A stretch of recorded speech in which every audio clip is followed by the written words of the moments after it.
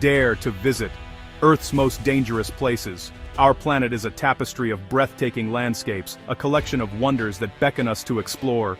Imagine, for a moment, standing on the edge of a vista so alien, so utterly spectacular, it seems born from a dream.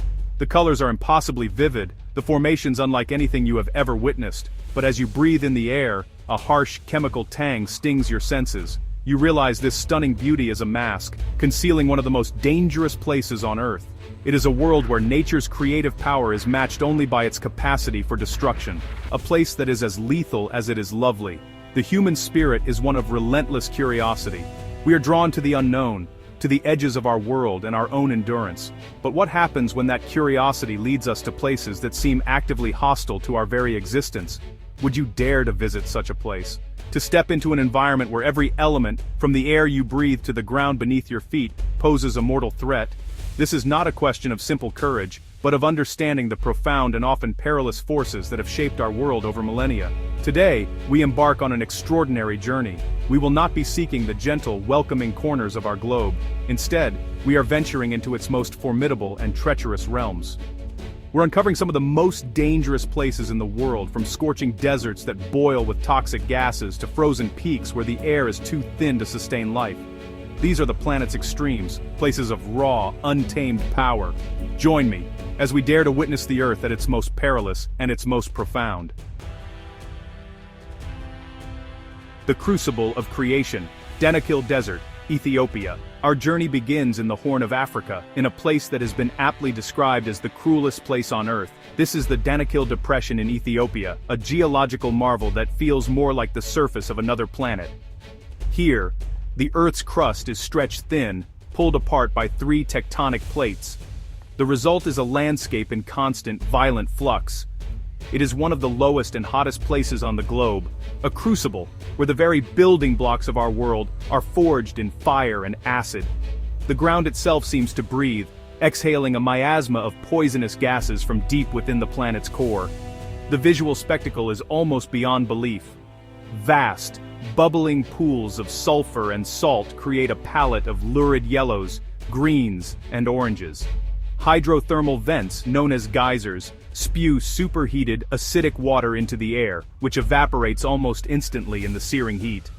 Temperatures here regularly soar above 50 degrees Celsius, or 122 degrees Fahrenheit, making it an oven of relentless, punishing heat. The air is thick with chlorine and sulfur, a toxic atmosphere that can cause irreparable damage to the lungs with just a few breaths. It is a landscape that is actively, chemically hostile to life as we know it, and yet, in this seemingly uninhabitable wasteland, life finds a way. Not in the forms we might recognize, but in the microscopic realm. Scientists are drawn to this extreme environment, studying the extremophiles, microorganisms that thrive in conditions that would be instantly fatal to almost any other living thing. They believe that by understanding how life can exist here, in this cauldron of heat and toxicity, we might gain insights into how life could have begun on a young, volatile Earth, and perhaps how it might exist on other planets in our solar system and beyond. For the Afar people, who have called this region home for centuries, survival is a daily act of extraordinary resilience. They traverse this perilous landscape to mine salt, a precious commodity that they cut from the dried lake beds in large rectangular slabs. They lead long camel caravans across the desert, a journey fraught with danger, continuing a tradition that has endured for generations. Their existence here is a profound testament to human adaptation and endurance, a living link to an ancient way of life in one of the world's most extreme and unforgiving corners. The Gates of Hell, the Skeleton Coast, Namibia. We travel now to the southwestern coast of Africa, to a place where one of the world's oldest and driest deserts, the Namib, collides with the cold, turbulent waters of the Atlantic Ocean. This is the Skeleton Coast of Namibia. Its name is not a metaphor, it is a literal description.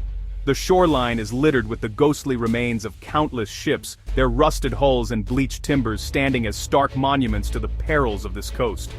The local bushmen called this land the land God made in anger, while Portuguese sailors knew it as the Gates of Hell.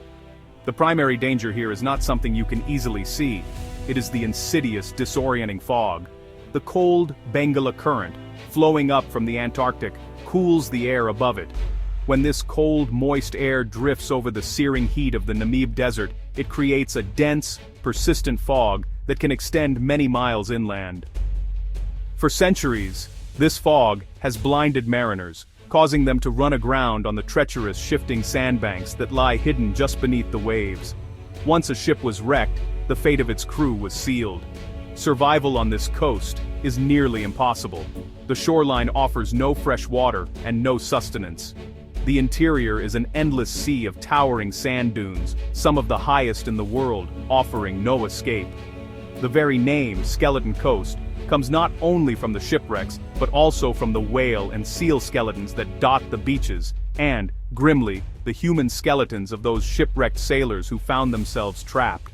It is a place where the ocean offers no quarter, and the land offers no refuge, a desolate and beautiful graveyard.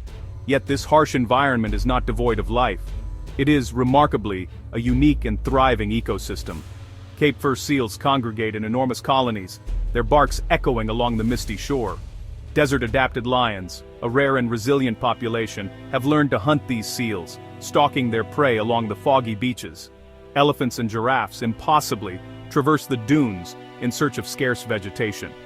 The Skeleton Coast is a powerful reminder that even in the most inhospitable places, nature's drama unfolds in surprising and spectacular ways.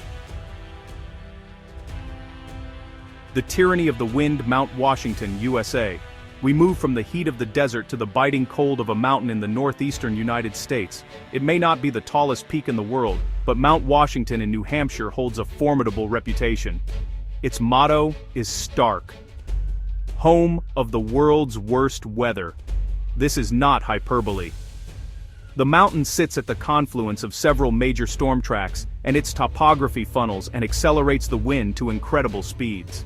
Here, the weather is not just a condition, it is a malevolent, unpredictable force. The numbers are staggering. In 1934, the observatory at the summit recorded a wind speed of 231 miles per hour, or 372 kilometers per hour. This remains the highest wind speed ever recorded by a human on the surface of the Earth. Even on a seemingly calm day, conditions can change in an instant. A sunny summer afternoon can descend into a winter blizzard with hurricane-force winds and zero visibility in a matter of minutes. Temperatures can plummet dramatically, and the combination of extreme wind and cold creates a wind chill factor that is lethally dangerous. The terrain itself is treacherous.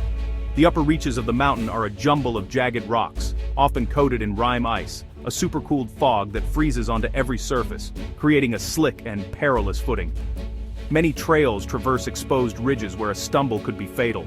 Over 160 people have lost their lives on Mount Washington, many of them experienced hikers who were simply caught off guard by the mountain's sudden and violent mood swings. They succumbed not to a lack of skill, but to the sheer, overwhelming power of the elements. Despite these dangers, or perhaps because of them, Mount Washington is a hub of scientific research. The Summit Observatory has been staffed continuously since 1932, with observers living on the peak year-round to study its extreme weather. They endure conditions that would test the limits of any polar expedition, all in the name of understanding the complex atmospheric dynamics at play. Their work serves as a constant reminder that even a mountain of modest height can possess a power and a danger that rivals any of the world's great ranges. Our journey now takes us to the Pacific Ring of Fire, a region of intense seismic and volcanic activity. On the island of Sumatra in Indonesia stands Mount Sinabung. For 4 centuries, this colossal stratovolcano lay dormant, a green and tranquil giant watching over the fertile plains below. The local Karo people farmed its rich volcanic slopes for generations, living in a peaceful symbiosis with the mountain. But in 2010, Sinabung awoke from its long slumber with terrifying violence, and it has remained dangerously active ever since. The reawakening of Sinabung has been devastating. It unleashes a catalog of volcanic hazards with frightening regularity. Towering ash columns rise miles into the sky, blotting out the sun and raining down a thick, suffocating blanket of gray dust on the villages below. These eruptions are often accompanied by pyroclastic flows, the most deadly of all volcanic phenomena. These are superheated, fast-moving avalanches of gas, ash, and rock that can reach temperatures of 1,000 degrees Celsius and travel at hundreds of kilometers per hour, incinerating everything in their path. The threat is constant and unpredictable. The volcano's dome is unstable, and its collapse can trigger these deadly flows without warning. The local communities live in a state of perpetual anxiety. Thousands of people have been permanently displaced, their homes and livelihoods destroyed, buried under layers of ash and mud. A red zone, an exclusion area around the summit, has been established, but the mountain's reach is long. Lahars, or volcanic mudflows, can surge down river valleys during heavy rains, carrying rock and debris far from the volcano itself, posing a threat long after an eruption has ceased. Observing Mount Sinabung is a humbling and terrifying experience. It is a living, breathing entity. Its groans and rumbles a constant reminder of the immense molten power churning just beneath the surface. For volcanologists, it is a vital natural laboratory for studying the behavior of active volcanoes. For the people who live in its shadow, it is a source of both life-giving fertile soil and sudden, indiscriminate death. It is a stark illustration of the precarious balance that exists for millions of people who live alongside the Earth's most powerful and volatile geological features. We return to the United States, to a place with a name that leaves no doubt as to its nature: Death Valley. Located in the Mojave Desert of California, this long, narrow basin is the hottest, driest, and lowest place in North America. In the summer, it becomes a veritable furnace. In 1913, a temperature of 56.7 degrees Celsius, or 134 degrees Fahrenheit, was recorded at Furnace Creek, the highest ambient air temperature ever reliably recorded on the surface of the Earth. The heat here is not just intense, it is inescapable. The valley floor, at 282 feet below sea level, is surrounded by high, steep mountain ranges. This topography traps the hot air, which circulates and is reheated by the sun-baked ground and compressed air. There is just no relief. The sun beats down with ferocious intensity, and even at night, temperatures can remain dangerously high. Dehydration and heat stroke are a constant and deadly threat to any living creature caught unprepared. The human body simply cannot cope with such prolonged, extreme heat. But the heat is not the only danger. Death Valley is a land of extremes, and this includes rainfall. While it is one of the driest places on the planet, when rain does fall, it often comes in sudden, violent cloudbursts. The baked, arid ground cannot absorb the water, which funnels into the canyons and washes, creating powerful and instantaneous flash floods. A dry riverbed can become a raging torrent in seconds, sweeping away cars and anyone caught in its path. This paradoxical danger, drowning in the desert, makes Death Valley all the more treacherous. Its vastness also contributes to its peril. It is a place of profound isolation. Help can be many hours away, and mobile phone service is non-existent in most of the park. A simple vehicle breakdown can quickly escalate into a life-threatening situation. Yet, this harshness sculpts a landscape of stark and mesmerizing beauty. The salt flats of Badwater Basin, the vibrant hues of Artist's Palette, and the sailing stones of Racetrack Playa all draw visitors who are willing to respect the valley's power. It is a place that demands respect, for it offers no second chances. We now ascend to the highest point on our planet, to the place known to the Nepalese as Sagarmatha, goddess of the sky, and to the Tibetans as Chomolungma, goddess mother of the world. We know it as Mount Everest, standing at 8,848 meters, or 29,032 feet. Its summit is the ultimate prize for mountaineers, a symbol of human ambition and endurance. But this ambition comes at a terrible price. The upper reaches of Everest are one of the most hostile environments on Earth. Above 8,000 meters lies the area known as the Death Zone. The name is brutally accurate. At this altitude, the atmospheric pressure is so low that there is only about a third of the oxygen available at sea level. The human body cannot acclimatize to these conditions. Without supplemental oxygen, the body begins to die. Brain and lung function deteriorates, judgment becomes impaired, and even the simplest tasks require a monumental effort. Climbers are, in effect, on a timer. Their window of opportunity to reach the summit and return is terrifyingly small. The cold is as relentless as the lack of oxygen. Temperatures can plummet to -60 degrees Celsius, and with the wind chill, it can feel even colder. Frostbite is a constant and immediate danger, capable of claiming fingers, toes, and noses in minutes. The weather is also notoriously fickle. A sudden storm can trap climbers high on the mountain, creating whiteout conditions and burying ropes in deep snow. Avalanches and the ever-shifting Khumbu icefall, a treacherous glacier of moving ice blocks the size of houses, present objective dangers that can strike without warning. Everest is a vertical world of ice and rock that tests the absolute limits of human physiology and spirit. Tragically, for more than 300 people, it has become their final resting place. Many of their bodies remain on the mountain, frozen in time, serving as grim markers for those who follow. To climb Everest is to willingly step into an environment where human life is unsustainable, to gamble everything on a brief, breathless moment at the top of the world. It is, honestly, the ultimate expression of our desire to conquer the unconquerable. For our final destination, we travel to a place that, at first glance, appears to be a tropical paradise. This is Kagari, now officially known as Fraser Island, off the coast of Queensland, Australia. It is the world's largest sand island, a place of extraordinary natural beauty. It boasts pristine white sand beaches that stretch for miles, crystal-clear freshwater lakes perfect for swimming, and ancient rainforests growing, impossibly, straight out of the sand. It looks like the perfect holiday destination. But this beauty conceals a surprising array of hidden dangers. The first peril lies in the inviting turquoise waters that lap its shores. The ocean here is notoriously treacherous. Powerful currents and ripped tides can easily sweep unsuspecting swimmers out to sea. But more significantly, these waters are home to some of the ocean's most formidable predators. Large populations of sharks, including tiger sharks and great whites, patrol the coastline, drawn by the abundant marine life. Alongside them are saltwater crocodiles and the incredibly venomous Irukandji jellyfish whose sting can be fatal.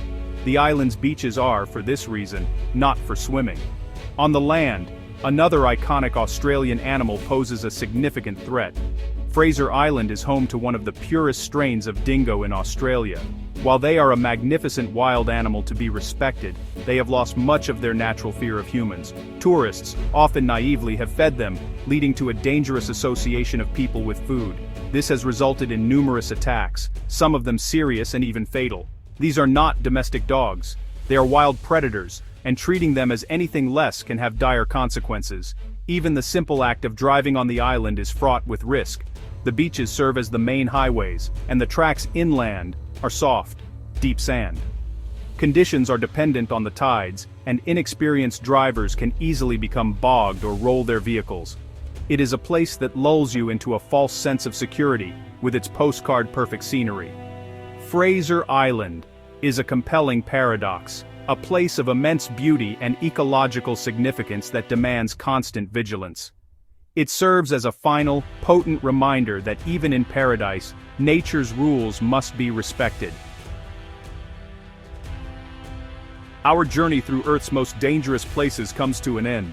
We have stood on the edge of a toxic, bubbling caldera, felt the phantom chill of a shipwrecking fog, and imagined the crushing force of the wind on a lonely summit. We have witnessed the fury of a reawakened volcano, endured the furnace-like heat of a desert valley, and glimpsed the thin, unforgiving air at the roof of the world. We have seen how even an apparent paradise can hide a multitude of threats. These places are not evil or malicious. They are simply the Earth at its most elemental. They are the products of immense geological forces, extreme climatic conditions, and the intricate, often brutal dance of evolution. They remind us that our planet is not a static backdrop for human activity, but a dynamic, powerful, and ever-changing system.